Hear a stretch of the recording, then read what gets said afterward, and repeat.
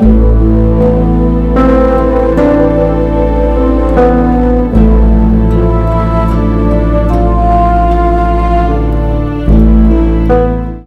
এই মুহূৰ্তত মই উপস্থিত আছো পানবাৰী অঞ্চলৰ এটি অতি দৰিদ্ৰ পৰিয়ালৰ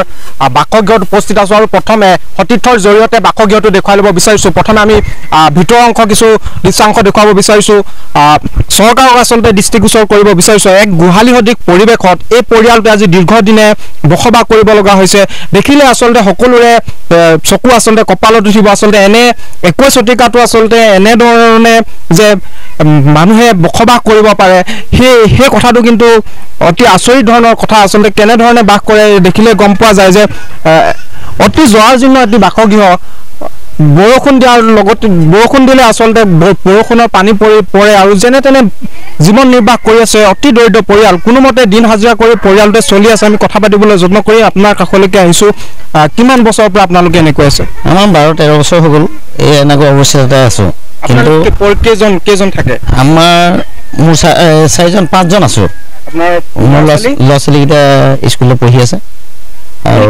মই হাজিৰা কাম কৰোঁ আপোনালোক 5জন সদস্য ইয়াত থাকে আপোনাৰ তিনিটা ল'ৰা-ছোৱালী কেনে ধৰণে চলি আছে তাৰপিছত এই ধৰণে হাজিৰা কৰি খাই আছো কিন্তু ৰাইজৰ পৰা গভৰ্ণমেণ্টৰ ফালৰপৰাতো একো নাপাওঁ অৰুণোদয় আঁচনি নাপাওঁ চাউলটো পাব লাগিছিলে 5টাই পাব লাগিছিলে 5টাৰ ভিতৰত 2জনে পাইছো 10 কেজি চাউল 10 কেজি চাউল পায় তাৰপিছত আপোনাৰ বৰষুণ দিলে আপোনালোক পানী পৰে পানীটো পৰিলে মানে বেলেগৰ ঘৰলৈ গুচি যাওঁ এতিয়া যথেষ্ট ঠাণ্ডা পৰিছে ঠাণ্ডাত কেনেকৈ থাকে ঠাণ্ডাত যেনে তেনেকৈ আছো আৰু উপায় নাইকিয়া হৈছে আৰু কাৰণ আপুনি পঞ্চায়তৰ যিসকল প্ৰতিনিধি আছে বা বিধায়ক গৰাকী আছে তেওঁলোকৰ ওচৰলৈ গৈছে নে নাই মই গৈছো এই কাগজ পত্ৰ অকণ জেচ কৰি পেলাই দিবলৈ কৈছিলে ঘৰটো সমস্যা কৰি দিম বুলি ভাল কৰি দিম বুলি এনে কৈছিলে এই টিং দি মেলি ঠিক কৰি দিম বুলি এনে ক'লে তাৰপিছত জেচ কৰি দিয়াৰ পিছত আৰু সেইখিনি পাহৰি যায় আৰু আজি পৰ্যন্ত আজিলৈকে দিয়া নাই আজি মুঠতে বহুতবাৰ দিলো মানে লেখ নাই আৰু কিন্তু আজিলৈকে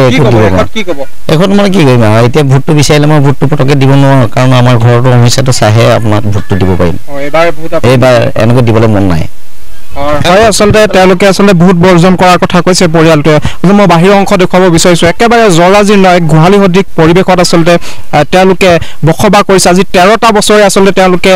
কোনোমতে জীৱন নিৰ্বাহ কৰিছে আজি এসাঁজ খাই এসাঁজ নাখায় আচলতে কোনোমতে দিন হাজিৰা কৰি এনেদৰে চলি আছে আমি বাহিৰৰ পৰিৱেশটো দেখুৱাইছো যিহেতু এতিয়া শীতকাল আৰু প্ৰচণ্ড শীতৰ মাজতো এনেদৰে থাকে আৰু বাৰিষা হোৱাৰ লগে লগে আচলতে